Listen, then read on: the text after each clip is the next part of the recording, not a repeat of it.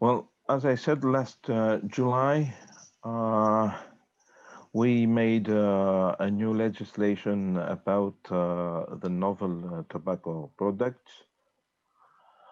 It's the law 4715 and the articles 35, 36, and 37. Let me make a small feedback on what happened last year. Um in 2019, the Greek government, through the Ministry of Health, presented an integrated national action plan for tobacco control. This action plan had two pillars of actions. The first pillar was the prevention of smoking. It was for the whole population, for every citizen of this state, but especially it was addressed to the youth, and it was about the awareness of less engagement in the evening time of smoking and vaping, of course. The second pillar was the protection of the population from the passive smoking. It was the first time that the anti-smoking law was really implemented. Um, we had massive, let's say, acceptance of the measures, especially concerning the smoking in indoor restaurants and bars.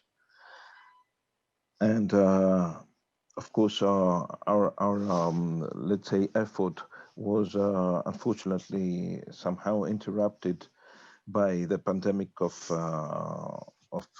COVID, uh, because many restaurants and bars were closed from the lockdown. We hope that now we are starting again, and we are making some awareness again to remind to people that they should not smoke indoors.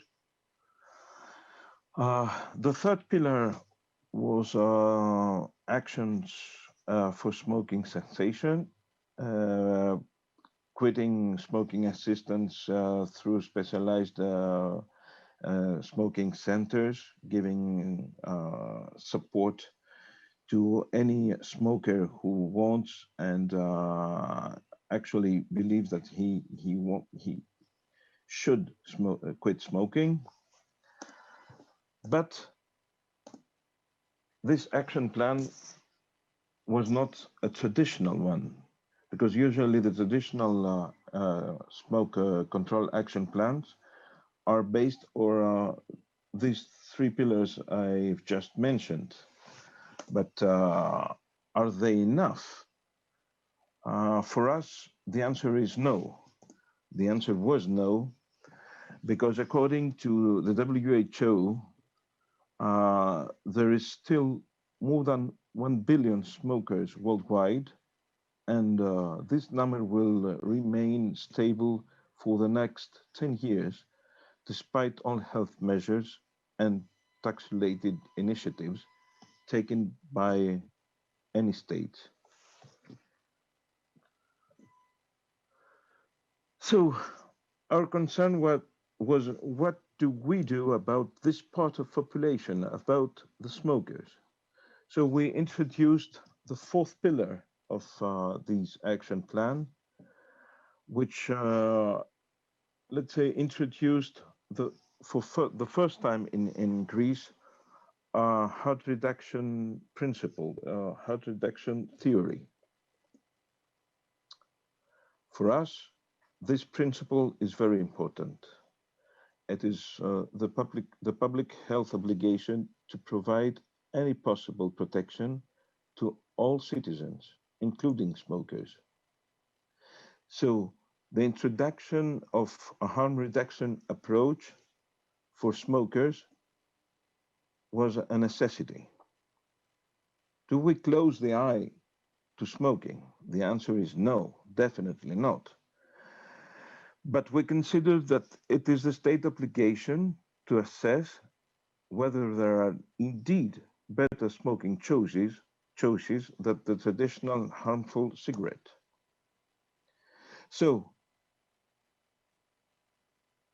is this harm reduction theory unique and novel? And we can see this reduction theory for first time? No, we have several examples.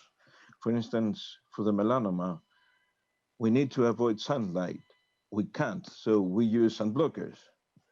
And again, for air pollution, we need to avoid the exposure to car pollution. So we use cleaner fuels. We use physical gas.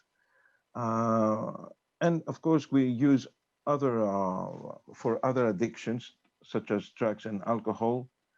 Harm reduction, less harm receipt. So it's not the first time that we use this harm reduction. We target the total, but also we accept the less. But less for us has to be proven, has to be data driven. So we took a bold step. We legislated the harm reduction in smoking by introducing the law 4715 of 2020. What is this law? We set up a comprehensive assessment procedure which would evaluate all tobacco industry's health claims. This law is applicable for, of course, for e-cigarettes and for other novel tobacco products, such as heated tobacco products. Uh, at this point, I would like to point out some principles that are based in this law. Tobacco advertising and promotion remains banned. Nothing changes to this. No packages or other advertising. We introduce a new scientific process to evaluate potential reduced harm through only through solid scientific evidence. We ask for preclinical and clinical studies to evaluate whether such claims from tobacco industries are correct or are not. So we had we have this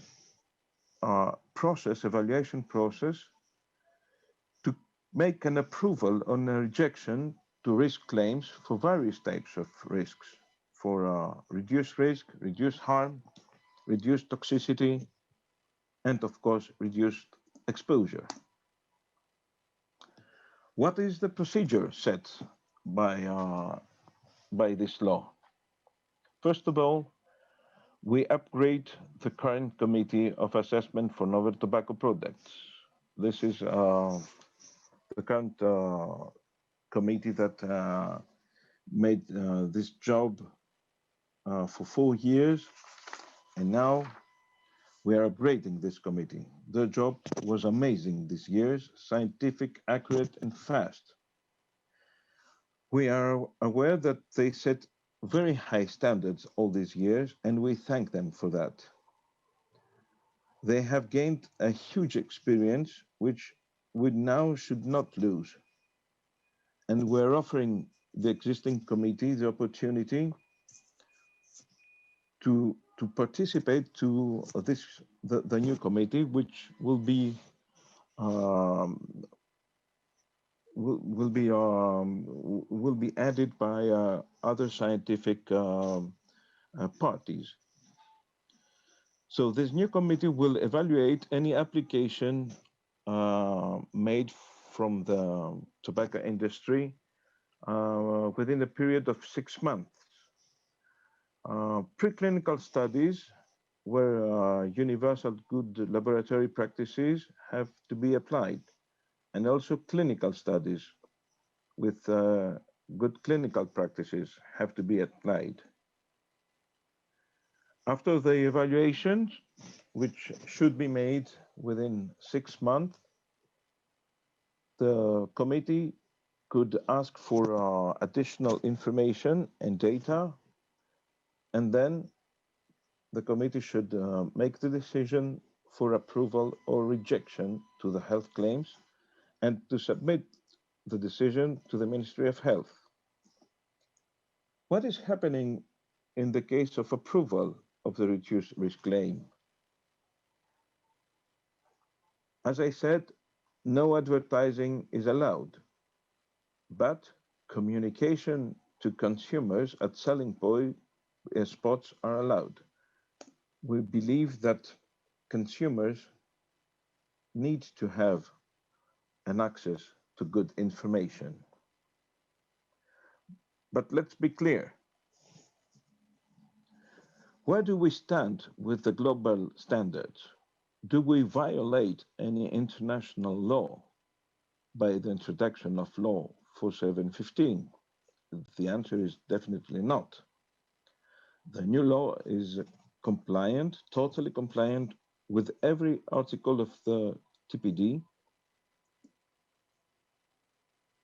And of course, other countries have similar provisions, like Italy, Portugal, Cyprus, Austria, and Bulgaria, and of EU, USA, New Zealand, and the United Kingdom. And what about WHO? Do we violate WHO? No, no contradiction with WHO and FCTC. And let me please remind you the COP8 decision. COP8 decision reminds parties to prevent health claims from being made about novel and emerging tobacco products. We are preventing those messages by controlling them and by putting them under scientific assessment. Only significantly proved and approved messages can be communicated. So we are in full compliance with COP8 decision. And again, FCTC, Article 1, Paragraph D.